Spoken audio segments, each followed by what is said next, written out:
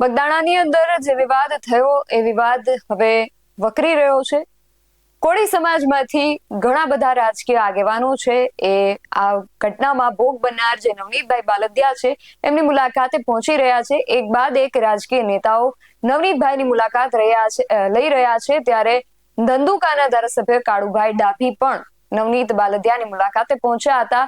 ત્યાં પહોંચીને તેમણે માયાભાઈ અને એમના પુત્ર જયરાજ આહિર વિશે પણ વાત કરી છે. શું છે સમગ્ર વિગત જાણીએ આ અહેવાલમાં. જય હિન્દ, BSI TV ન્યૂઝ પર આપની સાથે હું છું નિધિ ગઢવી. બગદાણાના કહેવાતા સરપંચ નવનીત બાલદિયા પર હુમલા બાદ કોળી સમાજમાં ભારે આક્રોશ જોવા મળી રહ્યો છે. આપણે જોયું કે હીરા સોલંકી અને નીમુબેન બાંભણિયા સહિતના જે નેતાઓ છે આ મામલે ન્યાય અપાવવા માટે આગળ આવતા રાજકીય માહોલ જે છે એ ગરમાઈ ગયો છે.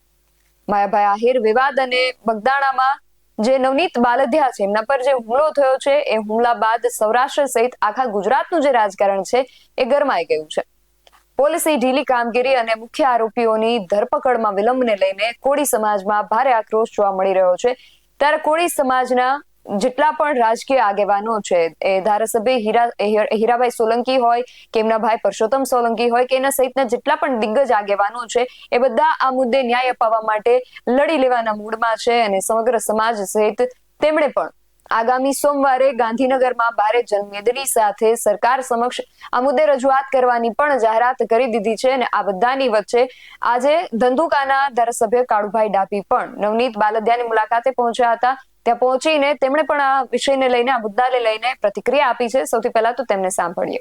મારું નામ કાળુભાઈ રૂપાભાઈ ડાભી. હું ગુજરાત રાજ્ય કોળી સમાજના પ્રમુખ તરીકેની જવાબદારી નિભાવું છું. હાલ ધંધુકાના ધારાસભ્ય તરીકે જવાબદારી. નવનીતભાઈનો જે બનાવ બગદાણામાં બન્યો તે મેં સાંભળ્યો, જાણ્યો અને આજે એની ખબર અંતર પૂછવા માટે મહુવા હોસ્પિટલ ખાતે અમે આવ્યા હતા.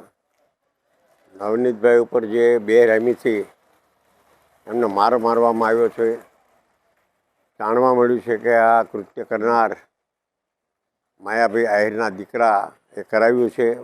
માયાભાઈ તો પોતે સારો માણસ છે, પણ એના દીકરાએ આ જે કંઈ કર્યું એ ખોટું કર્યું છે. આની વ્યવસ્થિત તપાસ થાય અને નવનીતભાઈને ન્યાય મળે એના માટે અમારા પ્રયત્નો રહેશે.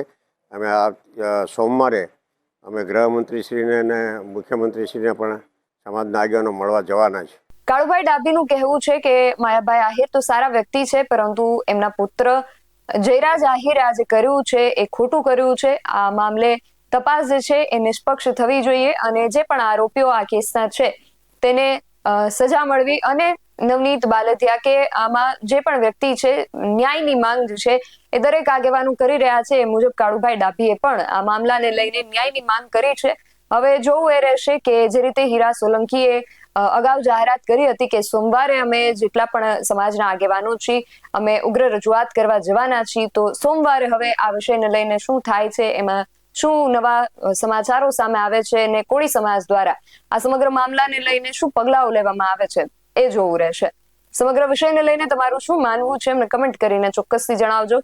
આવા જ વધુ અહેવાલો સાથે મળતા રહીશું. તમે મારી YouTube ચેનલને સબસ્ક્રાઇબ કરવાનું અને અમને Facebook અને Instagram પર ફોલો કરવાનું ભૂલશો નહીં.